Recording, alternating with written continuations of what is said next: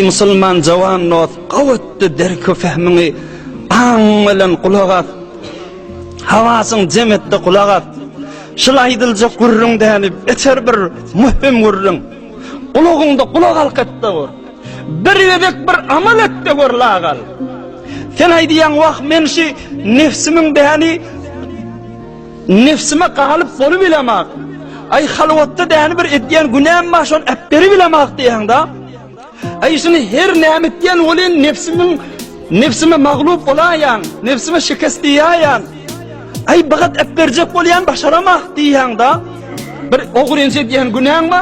Her nedir şunu eppercek olayan bolanak mı? Bir üçlüncü alacı neyme? Merde meydan bol, batır valla. Bir merhum olayan doğullar vardır.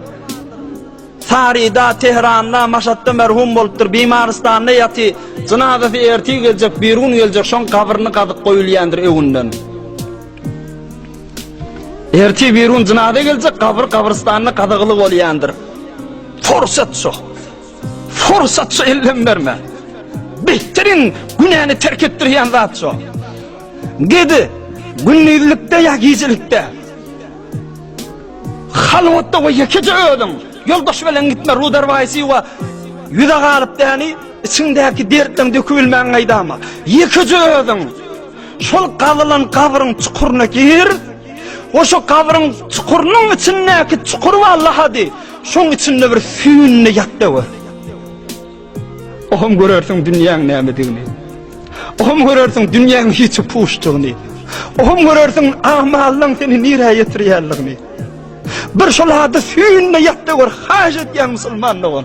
Bir şun etti var, oğum var günah nereye kaçıp gittiğerliğini.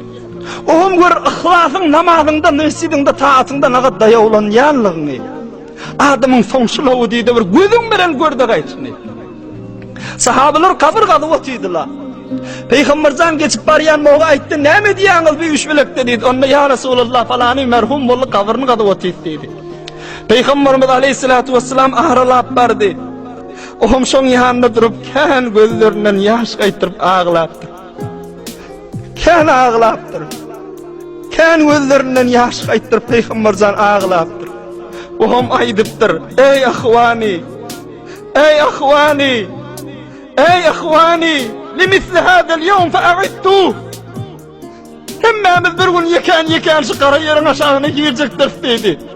Şuna teyarlık vurun, ahmadiyi vurun dedi. Falan doğanımız derdi bugün giden bazı erti bir gün men veya sen miydi? Yıkan şu öye karşı yık özümüz gelecektir dedi. Şunun için teyarlık vurun dedi. Ey Müslümanlığın, özün gözün bilen bardı gör, lahadın içinde bir füyünle yattı var. İnşallah amal edigili aydılyan nasihattandır, otursun olin. Belki zaman neticeli olsun inşallah.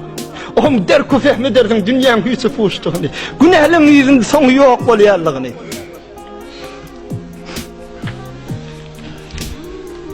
Biz inşallah Teala bir iyice kıvu düşünmendirsiniz. Oğruyuncu bolayan günahlar adamı har ediye, zelil ediye. Hiçin görmeyen yazacak, bilmeyen yazacak. Her yanında namaz bilen, taharet bilen gelip gören yazacak amma olin. Tamam adamların yürügünden çıkaraya, tamam adamları deni, adamların yanına yönü yigrincit koy hayat seni.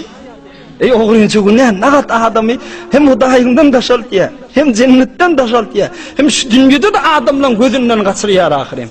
Hiç kim bilmeyen yani, amma olin, hot adamın gözünden kaçıyor da şol adam. Zır yokanakta göründü, yüzünde nur yok, yüzünde bir ışık yok, Hudayın mehri yok. Biz inşallah gayrat edeylin ve dayavdur eylin, şükürlüğünü deyin inşallah.